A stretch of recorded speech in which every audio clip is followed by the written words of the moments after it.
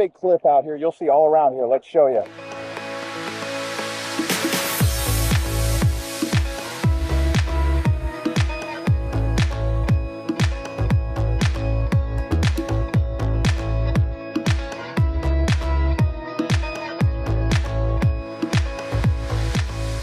Island Hopper TV coming to you from Bohol, Philippines. We're going to show you the best things to do. Let's do it. Coming to you from the central part of the Philippines, this here is known as Visaya, and Bohol right here is what we're going to be showing you.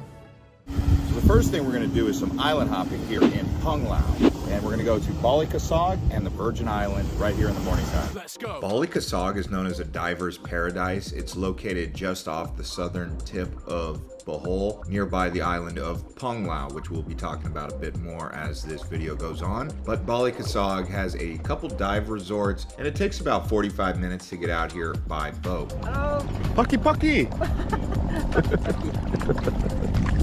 I've got a local guide here to show me the underwater world. Right below me, we've got some beautiful coral. Let's go take a look and see what's under there. And you can see it's teeming with life down here. Lots of coral that is alive, plenty of tropical fish. Yes, you will see a few little Nemos, some turtles. It's really beautiful here. And then it just drops off down into the ocean here, and you'll see scuba divers off in the distance. Now from Balicasag, we actually head over to Virgin Island. Now, depending on where the tide is at, the sandbar will reveal itself, or it will be just covered by a shallow water. Oh, we're going for a dive here. Oh, wait, what is your name? RK, sir. Arky. Yeah. The handsome boy. All right. From Bohol. Yeah. All right, so we're here at Napaling. This is a dive site where you can swim with sardines. And we're out here. There's a big cliff out here. You'll see all around here. Let's show you. Napaling is actually off the island of Panglao, and you can see the big crack right here. And it's famous for the sardine run. You get a few of these areas in Philippines, Bohol being the other one on Cebu, but you can actually get that right here on Panglao in Bohol. But there's lots of coral here as well. Really a beautiful dive site, and they even have some cliff jumping. And I've actually been going all across the Philippines. Here it is in September and August, which is typhoon season.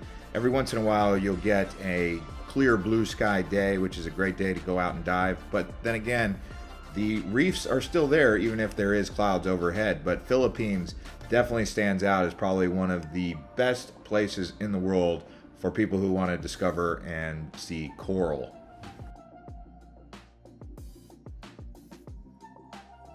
If you guys are looking to do some island hopping when you're in Panglao, you can visit my friend right here, Andrew. He'll take good care of you.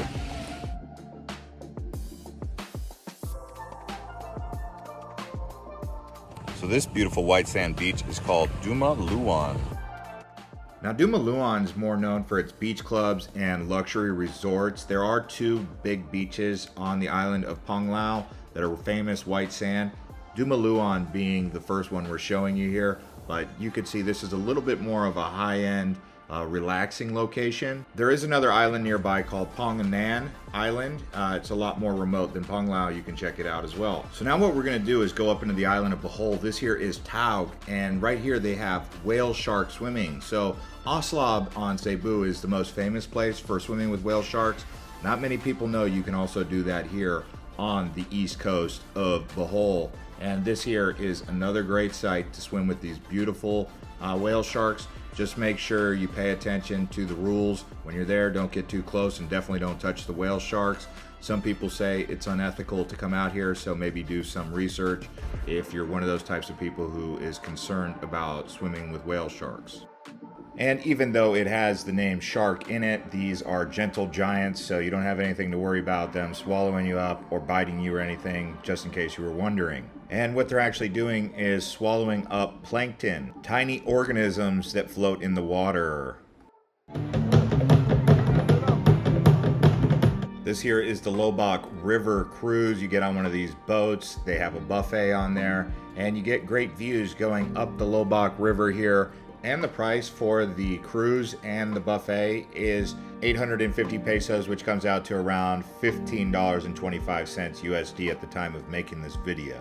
The total length of this cruise is around an hour to an hour and a half. They have live music, but really you're coming out here to get these beautiful views of what Bohol would have looked like before civilization. And they also do indigenous shows like this one.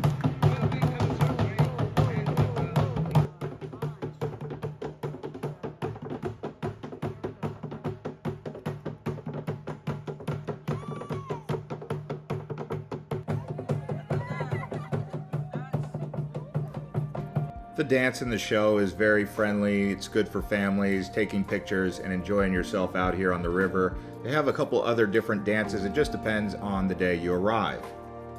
There are some other activities that you can do while out here on the Loboc River, like doing the Zipline. They also have a cable car that goes across the river. But if you're looking for an adrenaline rush, the Zipline is quite intense. I personally have not done it. I just hear people screaming as they're going over the Loboc River. You can see it's quite intense. Now, some of you probably already know about the Tarsiers. You can actually go to an eco park where they have the Tarsiers right here for you to visit. There's about 5, 6, or 7 out there on the trees at any given time. You don't want to be loud or startle the Tarsiers, because if you are, you could end up causing a heart attack for one of these little cuties. But be careful going around there and getting loud or getting too close. 1,000 chocolate hills out there. They're not chocolate now. They're green because it's rainy season, but you get the idea. This unique geological formation is in the middle of Bohol Island. There are around 1,260 different chocolate hills, and you can actually go up to the top of some of these hills and get great views looking all around. Like I said, they're called the chocolate hills because during the dry season they will be brown, but because I was here during the rainy season, they were covered in the green grass. Another activity you can do here is ATV. Ladies and gentlemen, now start your engines. I'm going with a buggy so I can bring my cameraman, but you could ride one of these ATVs if you didn't have a cameraman. Looks like it's raining already. Jeez. And the price is around 950 pesos for 1 hour. That comes out to around $17 or $18. Not too bad. This is a really good activity for an hour to do for those of you looking for a little bit of fun, but you're going to get very muddy and dirty on this, especially if you're here during rainy season. Now, rainy season in the Philippines typically goes from August until November at its strength. That's also known as typhoon season. Bohol is also known for having some famous rice terraces, like the rice terraces in Catapadang, in Candijay, or in Pilar. After a long day adventuring, you may be interested to go out for some nightlife. This here is the nightlife scene on Panglao Island at Alona Beach. Probably the best nightlife in all of Bohol. So if you're looking for some nightlife, come on down here to Alona Beach and have a good time. They've got a little bit of tequila and soda water here. The sun is going down right here at the Oasis Resort, showing you some of the vibes after the walk.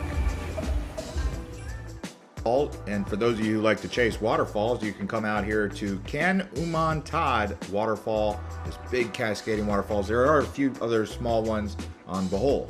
Not quite as many as on Cebu, which you'll definitely be able to see on our next video coming up next. This is the Manmade Forest. It was planted 1958 up to 1970s by the student and some volunteers. And what kind of wood is it? Mahogany trees. That's a hardwood. Yeah, it's a hardwood. It's good for furniture. So on Bohol, do they actually have a real natural forest, or Yeah, is they it have many forests in Bohol. that are natural? But this is a reforestation project by the local government. They really like the man-made forest here. It's something that the island of Bohol is very proud of, and it's included on most tours. Oh, welcome to the bee farm. Now, the bee farm doesn't actually have any bees here. It's just called the bee farm because they used to actually produce all of the honey and have plenty of bees here. Now the honey is actually imported from the other island of Mindanao. Here at the bee farm, they do have a hotel, also nice views, and a restaurant. So it's a relaxing place to go in a very beautiful scenic part of the island of Panglao here in Bohol province. As you can see, many of the activities on this list are on the island of Panglao, which is actually where Bohol's only airport is located. So I would definitely consider base camping out of Panglao, maybe even Alona Beach, See Siquijor. And in case you don't know about Siquijor, it's one of the more famous islands that's up and coming in Philippines that you can easily get to from Tagbilaran port in Bohol within a 2-hour ferry ride. Tagbilaran being the main port area as well as the largest city in Bohol, where you can easily get to Cebu, Dumaguete, and Siquijor. This is also the area where the Spanish did the blood compact with the locals, and they have a memorial. Now, the blood compact was an agreement between Spain and the local Filipinos. The guy on the left is the local Filipino, and the other men are the Spanish conquistadors, if you want to call them that. And a blood compact is an ancient ritual in the Philippines where you all put a little bit of blood into the cup and mix it and then drink it. Baclayon Church. This is actually one of the oldest coral stone churches in the world, and one of the oldest churches in general in Asia. This Baclayon Church was one of the most significant churches in the old Spanish era of the Philippines. So you're here in Bohol at one of the most significant areas of historical relevance for Spain. Baclayon Church, lighting some candles.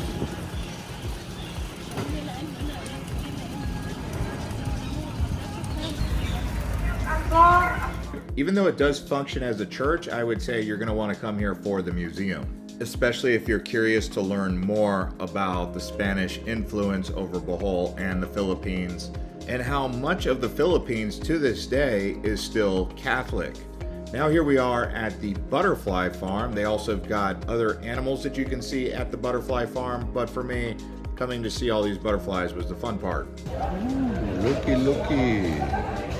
Now, when you come to Bohol, I would suggest spending at least 3 days. 7 days would be ideal. Most of that is going to be the base camp out of Alona Beach in Panglao is what I would suggest.